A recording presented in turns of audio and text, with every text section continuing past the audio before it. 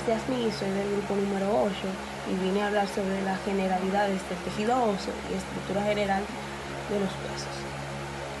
Primero, el tejido óseo es una variedad de tejidos conectivos especializados en el cual la matriz extracelular está mineralizada, lo que confiere de la dureza y resistencia características de este tejido óseo. La matriz ósea contiene colágeno tipo 1, colágeno tipo 5, glucosamino:glucocanos y glucoproteínas y cianoproteínas, similares a lo que ocurre en el tejido cartilaginoso. Dentro de la matriz mineralizada del tejido óseo hay espacios denominados osteoclastos, cada uno de los cuales está ocupado por una célula de ósea madura o osteocitos. El tejido óseo se clasifica desde el punto de vista histológico de las siguientes maneras: tejido óseo inmaduro, que se forma de manera muy rápida y desordenada, razón por la cual este tipo de tejido no muestra un aspecto organizado. Contiene una gran cantidad mayor de células si se compara con los otros tipos de tejido óseo. El tejido óseo maduro se forma de manera lenta y ordenada, diferente al tejido óseo inmaduro. El hueso compacto histológicamente está compuesto por unidades llamadas osteozonas o sistemas de Haber. Por su parte, el tejido óseo maduro esponjoso posee una estructura similar al tejido compacto, con la diferencia de que no se observan las osteolas. Estructura general de los huesos. Los huesos son órganos rígidos que forman el endoesqueleto de muchos animales, como los seres humanos. Poseen varias funciones. Forma una estructura sólida para sostenimiento del cuerpo humano. Protege órganos como el cerebro, que es muy sensible. Hace posible el movimiento al servir como lugar de inserción de los músculos. Produce las células que forma parte de la sangre, que es llamada hematopoiesis. El conjunto organizado de las piezas óseas, o sea, los huesos, forma el esqueleto o sistema esquelético. Cada pieza cumple con una función en particular y de conjunto en relación con las piezas relacionadas en las próximas que se articulan. En el hueso existen diferentes variedades de tejido. En el principal es el tejido óseo, un tipo especializado de tejido conectivo firme, duro y resistente, que está compuesto por células que son llamadas osteocitos y componentes extracelulares calcificados que le proporcionan una gran dureza. Los huesos poseen una cubierta superficial con tejido conectivo fibroso llamado periósteo y presentan superficies articulares que están revestidas por tejido cartilaginoso. En el interior de los huesos se encuentra la médula ósea, formada por tejidos blandos que incluyen al tejido hematopoyético, que produce las células de la sangre, y tejido adiposo, o sea, la grasa. Cuenta además con vasos sanguíneos y nerviosos que irrigan e inervan su estructura. El hueso es un órgano vivo que contiene células y vasos sanguíneos que le portan oxígeno y nutrientes al cuerpo. Se encuentran en constante proceso de remodelación, aumentan de tamaño tanto en longitud como en grosor durante una infancia y adolescencia, y es capaz de autogenerarse después de sufrir una fractura. Procede que se conoce como consolidación ósea, responde a la acción de diferentes hormonas circulantes como la calcitonina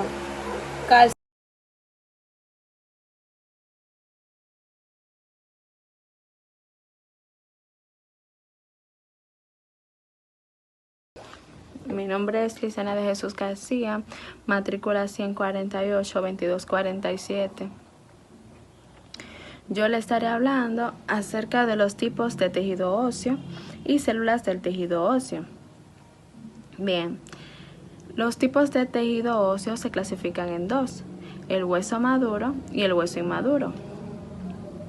El hueso maduro está compuesto por unidades estructurales llamadas ostionas, que también le podemos llamar sistemas de Haber. El hueso maduro está compuesto en gran parte por unidades cilíndricas llamadas ostionas o sistemas de Haber. Las ostionas consisten en laminillas concéntricas de matriz ósea alrededor de un conducto central. El conducto ostional de Haber, por cierto, que contiene el suministro vascular y nervioso de la ostiona. El hueso esponjoso maduro es similar en estructura al hueso compacto maduro, excepto que el tejido se distribuye formando cordones en espículas.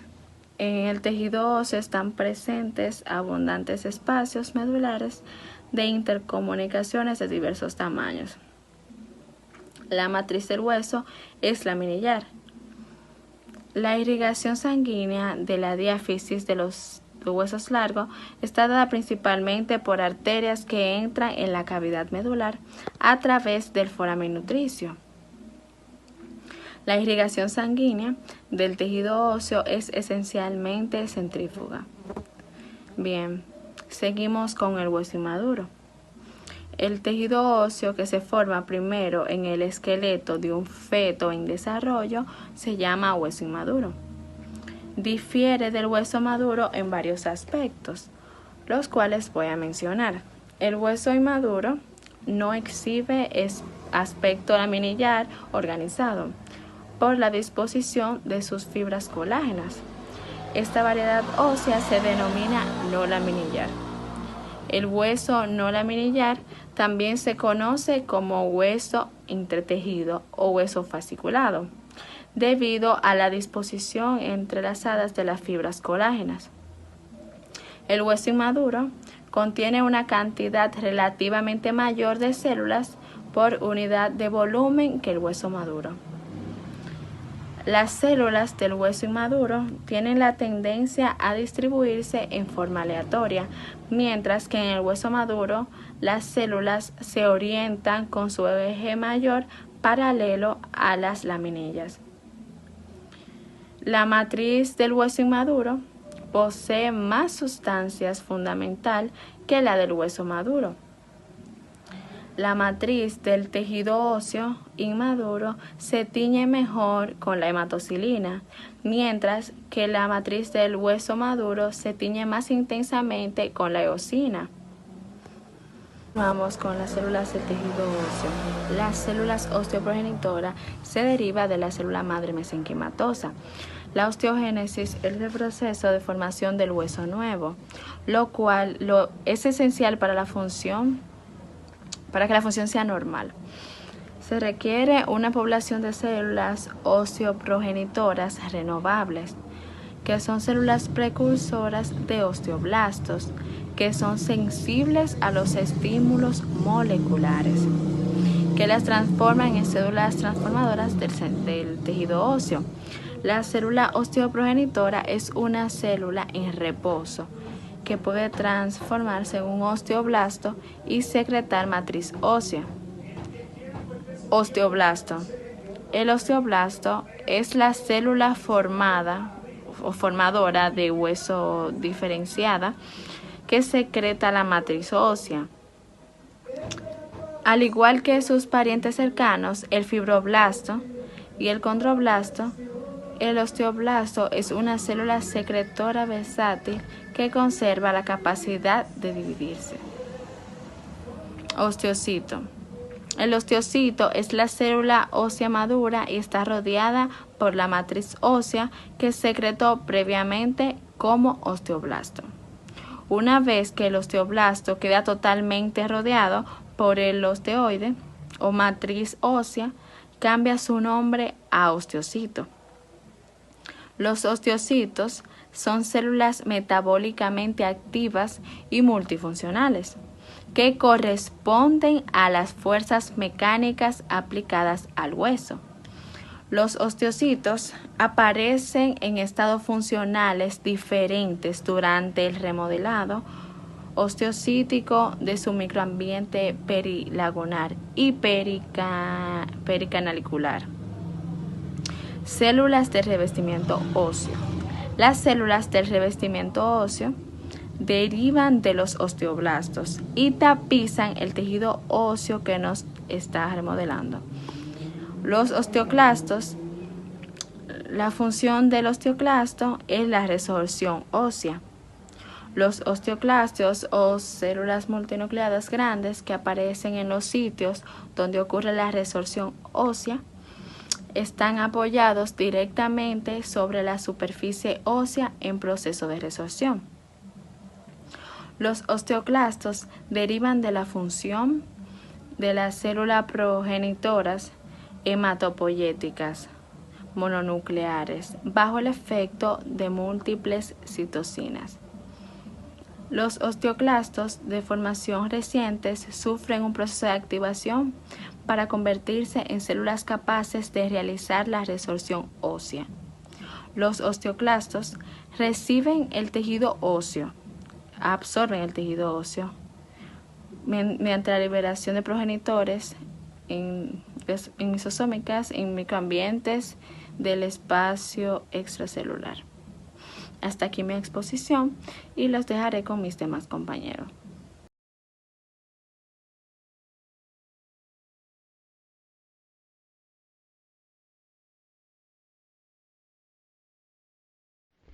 Saludos, mi nombre es Dani Rodríguez, matrícula 163-22. El tema que me toca hablar es la formación del hueso. Yo le voy a hablar un poco sobre ese tema. Entonces, el desarrollo del hueso tradicionalmente se clasifica en endocondral o intramembranoso. La distinción entre el desarrollo endocondral y intramembranoso radica si el modelo de cartílago sirve como precursor óseo, osificación endocondral. Así, el hueso está formado por un método más sencillo, sin la necesidad de la intervención de un cartílago precursor, como es la osificación intramembranosa. Los huesos de las extremidades, como las partes del esqueleto axial que brindan soporte y peso, como por ejemplo está la de las vértebras, se desarrollan por osificación endocondral, y los huesos planos del cráneo, como el de la cara, la mandíbula y la clavícula, se desarrollan por osificación intramembranosa. Le hablaré un poco sobre la osificación intramembranosa. Bueno, en esta osificación intramembranosa, la formación del hueso es iniciada por la acumulación de células mesenquimatosas que se diferencian a osteoblastos. La primera evidencia de esta osificación intramembranosa en los seres humanos se ve alrededor de la 8ª semana de la gestación, dentro del tejido conjuntivo embrionario, el mesénquima. Algunas células alargadas y de tinción pálida migran y se acumulan en áreas específicas. Células mesenquimatosas, como por ejemplo la región de desarrollo de los huesos planos de la cabeza, donde forman los centros de osificación. Esta acumulación celular dentro del tejido mesenquimatoso se inicia el proceso de oxificación intramembranal. Las células mesenquimatosas en estos centros de oxificación se alargan y se definen en células osteoprogenitoras. Estas células expresan el factor de transcripción que es esencial para la diferenciación de osteoblastos y para la expresión de los genes necesarios para la osificación tanto intramembranosa como endocondral. Hablaré un poco sobre la osificación endocondral. Bueno, en esta osificación endocondral también comienza la proliferación de la acumulación de células mesenquimatosas. En el sitio donde se desarrolla el futuro hueso, bajo la fuente de los factores de crecimiento de fibroblasto, y se diferencian las proteínas morfogénicas óseas. La primera señal de osificación en la aparición de una cubierta de tejido óseo alrededor del modelo cartilaginoso. En esta etapa, las células del pericondrio en la región media del modelo cartilaginoso se dejan de producir condrocitos. En su lugar, estas se originan células formadoras de tejido y osteoblastos. Algunas de las correlaciones clínicas que podemos ver en esta formación del hueso o que padece el hueso están la osteoporosis, una enfermedad muy famosa que todo el mundo conocemos. Bueno, la osteoporosis, que significa literalmente hueso poroso, es la enfermedad ósea más común y se caracteriza por la pérdida progresiva de la densidad ósea normal, acompañada por el deterioro de su microarquitectura. Su causa es un desequilibrio entre la resorción ósea media por osteoblasto y la deposición de la masa ósea, el aumento de la fragilidad de los huesos y el aumento de las fracturas. Otra más correlación clínica que podemos ver es por la falta de nutrientes que hay en la osificación. Tanto en los factores nutricionales como hormonales afectan el grado de mineralización ósea. La insuficiencia de calcio durante el crecimiento causa raquitismo.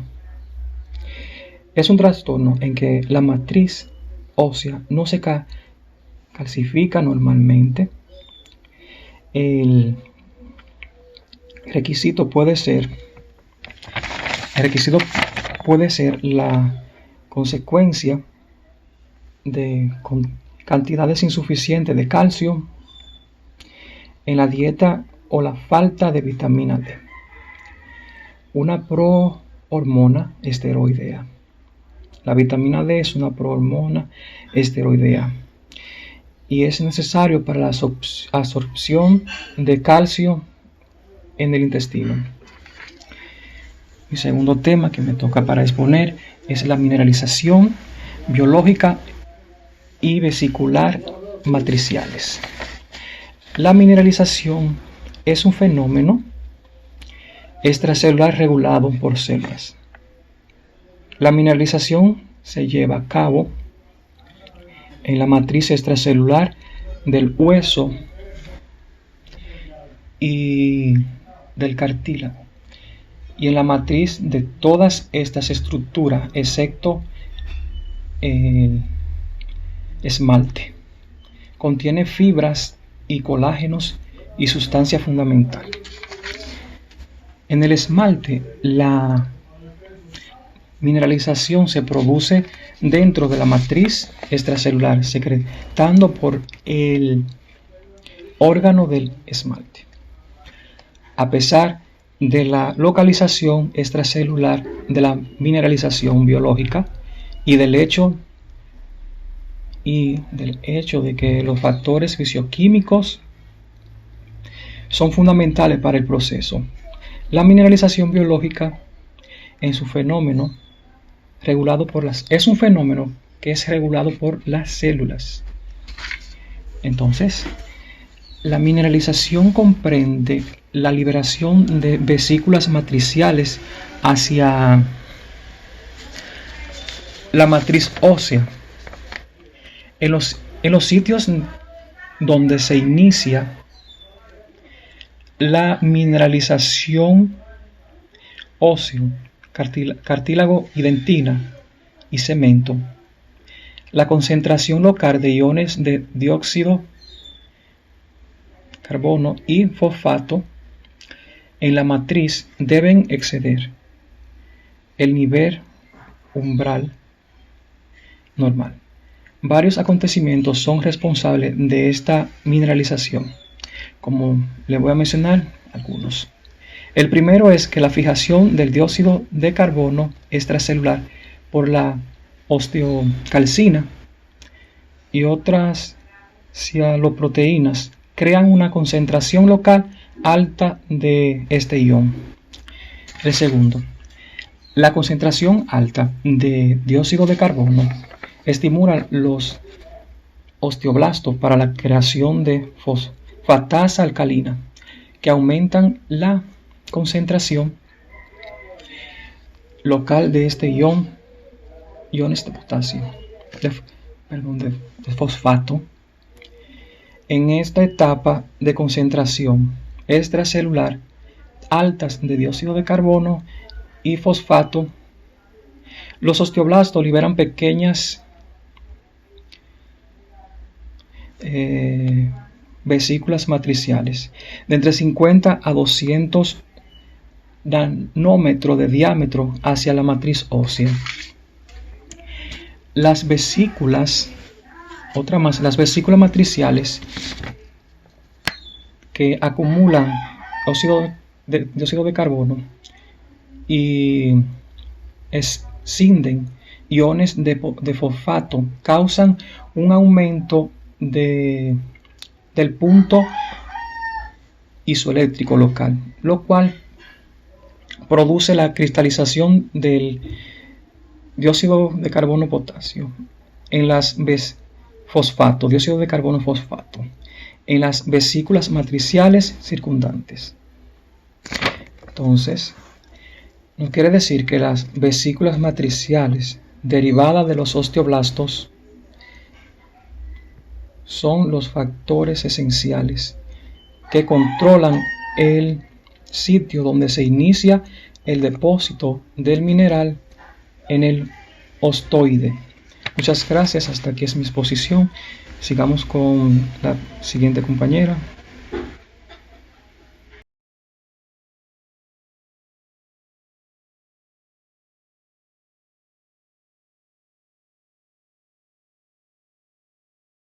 El tema es la biología de la reparación ósea. La reparación ósea resume el proceso del crecimiento de la formación de la estructura ósea.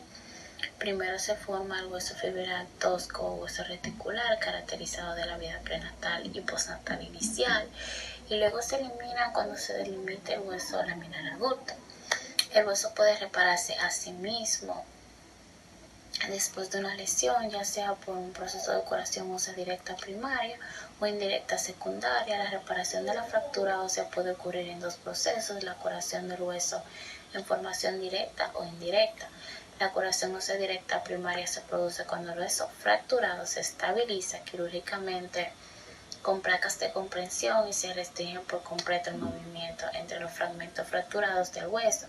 En este proceso el hueso sufre un remodelado interno similar al del hueso maduro. Los conos de corte formados por los osteoclastos cruzan la línea de fractura y generan conductos de resorción longitudinales que después se llenan con osteoclastos productores del hueso que residen en los conos de cierre. Este proceso da lugar a formación simultánea a la generación de la unión ósea y a la restauración de los sistemas de Harvey. La curación ósea indirecta secundaria implica la respuesta del periósteo y de los tejidos blandos circundantes, así como la formación del hueso endocondral e intramembranoso. Este tipo de reparación ósea se produce en las fracturas que son tratadas como la fijación ósea no rígida o semirrígida, es decir, el tratamiento con escrayolas, aparatos ortopedia de fractura, fijación externa, esclavado o placas. Las principales etapas de esta cicatrización ósea indirecta en la fractura del hueso inicia una respuesta inflamatoria aguda que es necesaria para la curación de este mismo. La respuesta inicial a la fractura ósea es similar a la respuesta frente a cualquier lesión que produce desnutrición de tejido y una hemorragia. Inicialmente se produce un hematoma de fractura, una acumulación de sangre que rodea los extremos de las fracturas de los huesos, y se observa necrosis ósea en los extremos de los fragmentos del hueso fracturado. La lesión de los tejidos blandos y la degranulación de la plaqueta de los coágulos sanguíneos son responsables de la secreción de citocinas y del inicio de la respuesta inflamatoria aguda. Este proceso se refleja por la inflamación de los neutrófilos, seguida por la migración de los macrófagos. El tejido conjuntivo denso y el cartílago recién formado crecen y cubren el hueso en el sitio de esta fractura y produce un callo blando. Este callo blando se forma con independencia de zonas fracturadas que están en oposición inmediata la una de la otra y contribuye a estabilizar y a unir este hueso que está ya fracturado.